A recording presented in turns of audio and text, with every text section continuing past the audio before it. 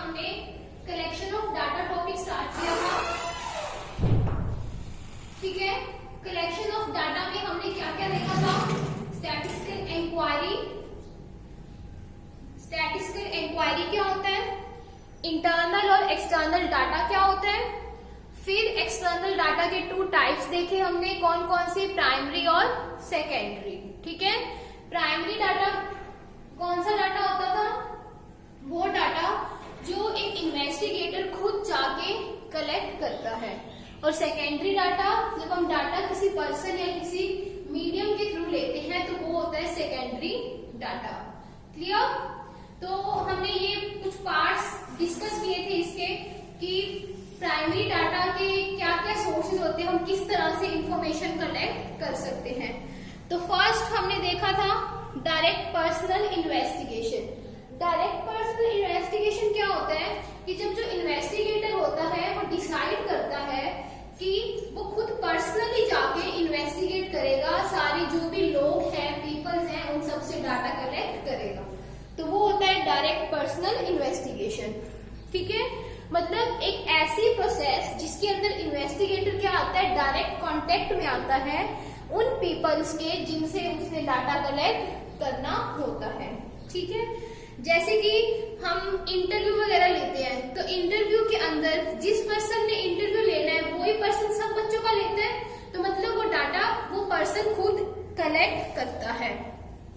ठीक है, तो अब हम इसके अंदर बात करते हैं, एग्जाम्पल आप सबको समझ में आया कि एक जैसे इंटरव्यू लेना है हमने, तो जैसे आप बॉस हो तो आप सब जितने भी एम्प्लॉयज हैं, जितने भी पर्सन है, तो आप उन सबका इंटरव्यू खुद लोगे। तो जब आप खुद डाटा कलेक्ट करते हो तो उसको क्या बोलते हैं? Direct personal investigation. ठीक है, अब मुझे ये बताओ कि डायरेक्ट पर्सनल जो इन्वेस्टिगेशन है वो किस किस सिचुएशंस में इजीली पॉसिबल है? मतलब ऐसा हो सकता है क्या कि जैसे पूरे घरसाने का इंटरव्यू लेना हो तो क्या एक पर्सन ले लेगा? नहीं ले पाएगा, नहीं ले पाएगा ना। तो मतलब डायरेक्ट पर्सनल इन्वेस्टिगेशन उस जगह पे सुटेबल है, उस एरिया में जहाँ पे हमारे पास एरिया क्या होता है? लिमिटेड होता है। Area is limited. कि जैसे इंटरव्यू वगैरह की बात है, अगर तो वो थोड़े पर्सन का लेना है फिर तो हम डायरेक्ट पर्सनल इन्वेस्टिगेशन कर सकते हैं, खुद सारा काम कर सकते हैं।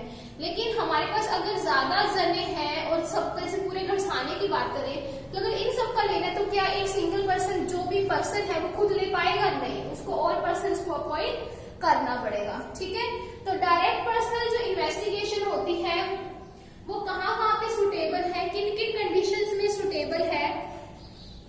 ठीक है, फर्स्ट है एरिया इज लिमिटेड, कि ऐसी जगह पे या फिर ऐसा डाटा जहाँ पे हमारे पास एरिया क्या हो? लिमिटेड हो। ठीक है, सेकंड क्या होगा? अब बताओ इसका और भी क्या फीचर होगी कि जो भी हम इसके अंदर डाटा कलेक्ट करेंगे, डाटा आ एक्यूरेट, वो एक्यूरेट होगा और ओरिजिनल होगा, क्योंकि वो हम खुद अपने हाथों से कलेक्ट कर रहे हैं। ठीक है, और क्या होता है कि इसके अंदर क्या होता है कि पर्सन का जिन लोगों से हम इंफॉर्मेशन कलेक्ट कर रहे हैं उनसे क्या होता है? डायरेक्ट कांटेक्ट होता है, फेस टू फेस कांटेक्ट होता है। ठीक है, और क्या फीचर होगी इसकी? और होगी सीक्रेसी भी होती है। सीक्रेसी मतलब प्राइवेसी। प्राइवेसी कैसी होगी कि जिस पर्सन को डाटा चाहिए वही पर्सन जब कलेक्ट कर रहा है तो मतलब डाटा उसी के पास रहेगा और तो किसी के पास जाएगा ही नहीं, तो वो क्या होता है? सीक्रेसी होती है।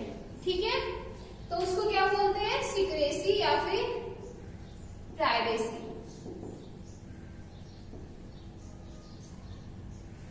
एक चीज होती है एडजस्टेबल, कि डायरेक्ट जो पर्सनल इन्वेस्टिगेशन होती है ये एडजस्टेबल होती है।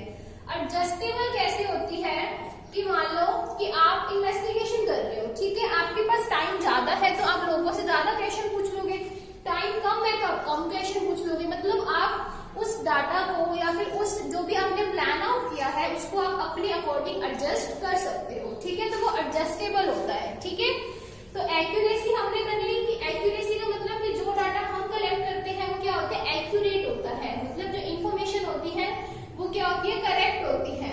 करेक्ट होती है और हम खुद का कलेक्ट कर रहे हैं मतलब ओरिजिनल है, इसके अंदर किसी ने भी कुछ मतलब कि कुछ एडअप नहीं किया है। ठीक है, और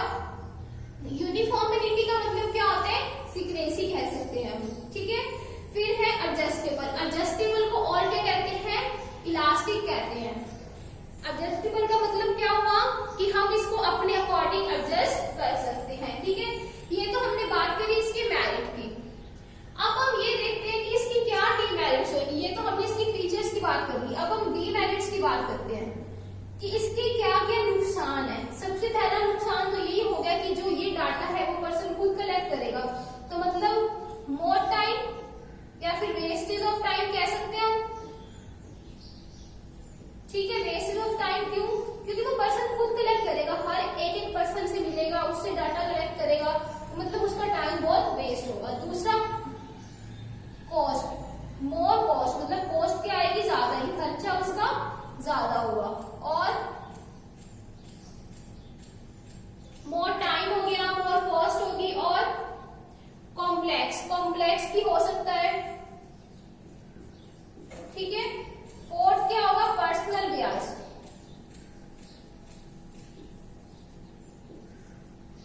सबसे पहले देखो मोर टाइम, मोर टाइम का मतलब है कि टाइम बहुत ज्यादा वेस्ट होगा, क्योंकि जब हम एक पर्सन खुद ही सारा डाटा कलेक्ट करेगा तो ऑब्वियसली टाइम तो उसे ज्यादा लगेगा ही, तो टाइम बहुत ज्यादा वेस्ट होगा। ठीक है, सेकंड पॉइंट है मोर कॉस्ट। मोर कॉस्ट कैसे होगी कि ये जो एक्सपेंसिव है, क्योंकि इसके अंदर वो सारा काम उसी एक ही पर्सन ने करना है, तो मतलब उसका पैसा भी ज्यादा लगेगा।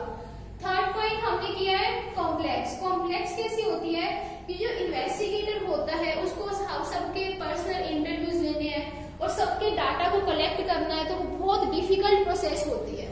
ठीक है, फिर नेक्स्ट होता है पर्सनल बियास। पर्सनल बियास का मतलब होता है कि जो डाटा होता है वो कई बार, जैसे मान लो एक आप हो, ठीक है, अब आप इंटरव्यू ले रहे हो, आप अपने रिलेटिव्स का भी ले रहे हो और बाहर के लोगों का भी ले रहे हो, तो ऑब्वियसली अगर आपके मान लो रिलेटिव ने कुछ अच्छा नहीं बोला तो फिर भी आप उसको ज्यादा मार्क्स दोगे ना, क्योंकि वो आपका रिलेटिव है। तो वो होते हैं पर्सनल बियास, कि आप क्या करते हो कि जो भी आपके रिलेशन में है या फिर कुछ भी ऐसा होता है जो आपके ज्यादा करीब है, तो आप उसको डिस्क्रिमिनेशन करना स्टार्ट कर देते हो, जिससे हमारे क्या आते हैं, रॉन्ग रिजल्ट्स आते हैं। तो डायरेक्ट पर्सनल इन्वेस्टिगेशन समझ में आया। इसको हम ऐसे मान के चलेंगे कि जब एक पर्सन खुद इन्वेस्टिगेशन करता है, ठीक है, तो उसके हमने मेरिट्स किए और डीमेरिट्स किए। नेक्स्ट हम देखते हैं इनडायरेक्ट ऑरल इन्वेस्टिगेशन।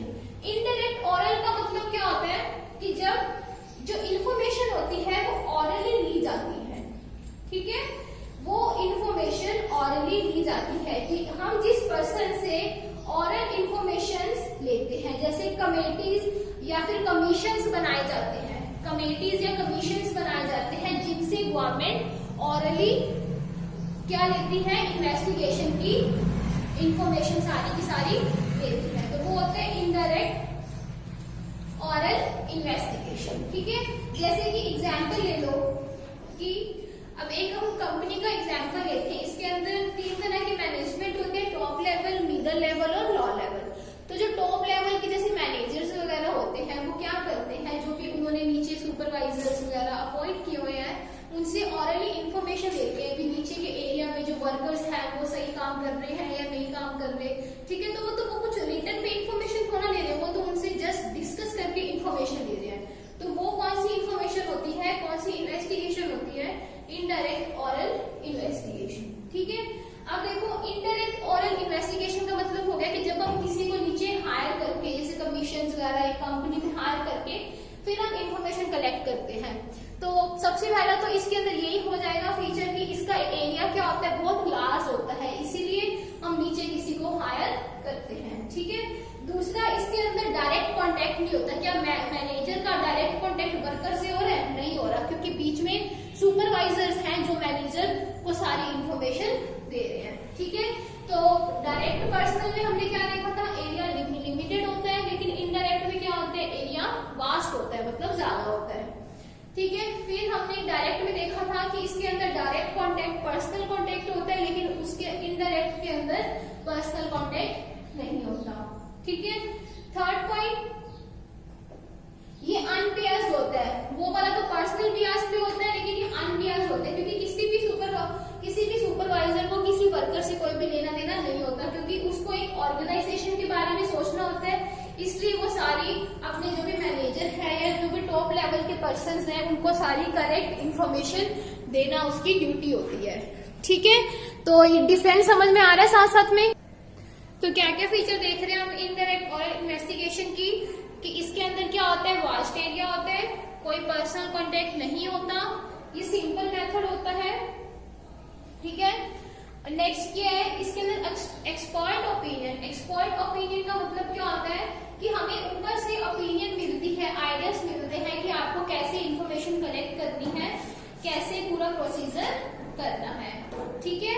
फिर नेक्स्ट है कॉस्ट इफेक्टिव। कॉस्ट इफेक्टिव कैसे है कि जब हमने नीचे किसी को हायर कर लिया तो ऑब्वियसली हमारी कॉस्ट बहुत कम लगेगी। फिर नेक्स्ट है no personal bias. Personal bias मतलब जब हम पर्सनल डिस्क्रिमिनेशन करते हैं, नो पर्सनल जब हम पर्सनल डिस्क्रिमिनेशन नहीं करते। तो इसके अंदर पर्सनल डिस्क्रिमिनेशन कैसे नहीं होगा, क्योंकि जो सुपरवाइजर है वो आगे मैनेजर को रिपोर्ट देते हैं, मतलब कोई थर्ड पार्टी हमें रिपोर्ट दे रही है, हम खुद नहीं ले रहे। तो उस थर्ड पार्टी को क्या पता कि हमारा कौन सा किसके साथ कैसा रिलेशन है, ठीक है, तो वो हमें एग्जैक्ट रिपोर्ट देगी। अब इसकी डीमेरिट्स क्या होती है कि इसके अंदर एक्यूरेसी और ओरिजिनलिटी नहीं होती। वो कैसे नहीं होती, क्योंकि डाटा कोई और कलेक्ट करता है, इंफॉर्मेशन हमें कोई और देता है, तो हमें क्या पता कि वो हमें सही इंफॉर्मेशन दे रहा है या फिर गलत इंफॉर्मेशन दे रहा है, ठीक है। तो इसलिए बहुत सारी बार क्या होता है, डाउटफुल कंक्लूजन्स होते हैं। इसी चक्कर के अंदर जो कंक्लूजन्स होते हैं, रिजल्ट्स होते हैं, वो एग्जैक्ट और एकदम परफेक्ट नहीं आते, ठीक है। थर्ड हमने बात करी है इंफॉर्मेशन फ्रॉम लोकल सोर्सेज और कॉरेस्पॉन्डेंस। इसका मतलब क्या होता है कि जैसे हम क्या करते हैं, लोकल पर्सन्स को अपॉइंट कर लेते हैं। जैसे आप किसी गांव में गए, ठीक है, आपको किसी गांव की किसी इंफॉर्मेशन को कलेक्ट करना है कि यहाँ पे कितने लोग पढ़े लिखे हैं, कितने बेरोजगार हैं, कितने किसके घर में कितने बच्चे हैं, क्या मतलब इस तरह का आपने इंफॉर्मेशन कलेक्ट करनी है। तो अब आप एक एक घर पे जाओगे तो बहुत ही औखा है कलेक्ट करना, है ना। तो आपने क्या किया, उस गांव के अंदर कुछ लोकल पर्सन्स को असाइन कर लिया, उनको अपॉइंट कर लिया, ठीक है, और आपने उनको बोल दिया कि आप अपने तरीके से मुझे ये इंफॉर्मेशन लाके दे दो, ठीक है। तो फिर क्या होता है कि वो जो हमने लोकल पर्सन असाइन किए होते हैं तो वो हमें क्या देती है, इंफॉर्मेशन वगैरह देती है। जैसे कि रेडियो और जो न्यूज़पेपर एजेंसीज होती हैं, जनरली जैसे मान लो कोई भी चोरी हो गई है, कुछ भी एक्सीडेंट हो गया, तो उसके मेथड से हमें मतलब रेडियो और टेलीविजन और न्यूज़पेपर की हेल्प से हमें सारी इंफॉर्मेशन बहुत इजीली कलेक्ट हो जाती है, ठीक है। तो इसके अंदर भी क्या होता है, वाइड एरिया होता है, मतलब कि एरिया बहुत बड़ा होता है, ठीक है। फिर दूसरा क्या होता है, इनएक्सपेंसिव होते हैं। ये भी मतलब ज्यादा कॉस्ट नहीं होती, क्योंकि हमारा काम कोई और कर रहा है इसलिए वो इजी होता है। हमें रेगुलर इन्फॉर्मेशन मिलती रहती है, क्योंकि जब हमने पर्सन्स को अपॉइंट कर रखा है तो हमें रेगुलर इन्फॉर्मेशन देंगे, ठीक है। अब ये क्या होता है कि क्या हम हर बार हर काम के लिए लोगों को अपॉइंट कर सकते हैं क्या, उसके लिए एक स्पेशल पर्पस होता है कि इस बार कुछ ऐसा काम है जो हम खुद नहीं कर सकते, तो उसके लिए हम लोगों को अपॉइंट करते हैं। अब देखो इसके अंदर भी हम इंफॉर्मेशन किसी दूसरे पर्सन के थ्रू कलेक्ट कर रहे हैं, तो क्या वो एक्यूरेट होगी, नहीं होगी। क्या ओरिजिनल होगी, नहीं होगी।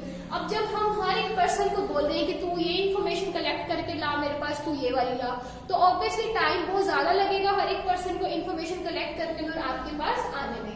तो ये तो बायस्ड होगी, क्योंकि जब आपने वहीं के लोगों को अपॉइंट किया है तो उन लोगों के जिनके साथ पर्सनल कॉन्टेक्ट अच्छे होंगे तो वो क्या उनके बारे में कुछ बुरा बोलेंगे, क्या नहीं बोलेंगे, ठीक है।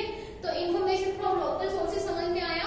फोर्थ एंड लास्ट है हमारा information through filling questionnaire. Questionnaire मैंने कल भी बताया था कि जब हम बहुत सारे क्वेश्चंस लेते हैं और उसके अंदर हम ऑप्शन दे देते हैं ABCD, ठीक है। तो फिर हम जिस भी घर में जाते हैं, जो भी पर्सन होते हैं, उनको हम बोलते हैं कि आप इस क्वेश्चन का आपके हिसाब से ABCD क्या आंसर होना चाहिए, आप उसको टिक करो, वो होता है क्वेश्चनरी, ठीक है। तो इस मेथड में क्या होता है कि हम एक क्वेश्चनरी प्रिपेयर करते हैं इन्वेस्टिगेशन करने के लिए। तो हम दो तरह से करते हैं, डाटा हम दो तरह से कलेक्ट करते हैं, एक मेलिंग मेथड से, एक एन्यूमरेटर मेथड से। मेलिंग मेथड में क्या होता है कि हम जितने भी हमारे वो होते हैं पीपल्स होते हैं, जितने भी पर्सन्स होते हैं, हम उनको अपना क्वेश्चनरी मेल करते हैं और उनको बोलते हैं कि भाई 2 दिन में या शाम तक या परसों तक, मतलब एक डेडलाइन दे देते हैं कि आपको इस टाइम पीरियड तक हमें ये मेल के सारे जो भी हमने मेल में आपको क्वेश्चनरी भेजा है, आपने उस पर पूरा फिल करके हमें अगेन सेंड करना है, ठीक है। तो इससे क्या होता है कि हमें पता होता है कि जो क्वेश्चंस हैं वो उसी पर्सन ने करे हैं, तो मतलब डाटा ओरिजिनल है, ठीक है, और रिलायबल भी है, और इसके अंदर कुछ भी भेदभाव नहीं होता, कोई भी बियास नहीं होते। क्यों नहीं होते, क्योंकि वो पर्सन, हर एक पर्सन इंडिविजुअल अपने हिसाब से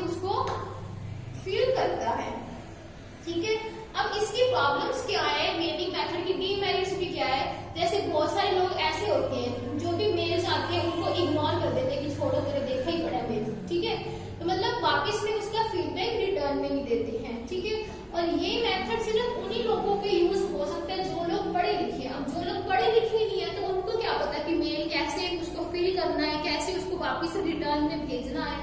तो जो लोग पढ़े लिखे हैं वो ही सिर्फ इस मेथड का यूज कर सकते हैं। तो ये मेथड क्या है, लिमिटेड यूज है, ठीक है। एक्यूरेट नहीं होता, इनफ्लेक्सिबल तो होता ही है, ठीक है, क्लियर। एन्यूमरेटर मेथड क्या होता है कि इसके अंदर जो हम क्वेश्चनरी प्रिपेयर करते हैं वो एक ट्रेन्ड एन्यूमरेटर, एक ट्रेन्ड इन्वेस्टिगेटर प्रिपेयर करता है, ठीक है। मतलब एन्यूमरेटर मेथड के अंदर जैसे मान लो जो भी जैसे डिग्रीज वाले हैं या फिर जो एक प्रोफेशनल है जो इस तरह के क्वेश्चनरी वगैरह बनाते हैं, एक प्रोफेशनल पर्सन जब क्वेश्चनरी बनाता है तो उसको एन्यूमरेटर मेथड कहते हैं, ठीक है। जो एन्यूमरेटर होता है वो क्या करता है, अपने हिसाब से लोगों को अप्रोच करता है, उनसे क्वेश्चंस पूछता है और शेड्यूल्स बनाता है, ठीक है। एन्यूमरेटर्स वो पर्सन होते हैं जो इन्वेस्टिगेटर की हेल्प करते हैं डाटा कलेक्ट करने में, ठीक है। तो इसके अंदर भी क्या होता है, वाइड कवरेज होती है कि एरिया बहुत ज्यादा होता है, ठीक है। और ये एक्यूरेट और रिलायबल होते हैं क्योंकि हम इसके अंदर एन्यूमरेटर्स को अपॉइंट करते हैं। ये भी फ्री फ्रॉम ब्याज होता है क्योंकि इसके अंदर कुछ भी ऐसा नहीं होता कि जो एन्यूमरेटर है वो किसी के साथ भेदभाव कर लेगा। पर्सनल कॉन्टेक्ट होता है क्योंकि हम हर किसी से खुद इंफॉर्मेशन कलेक्ट करते हैं, ठीक है।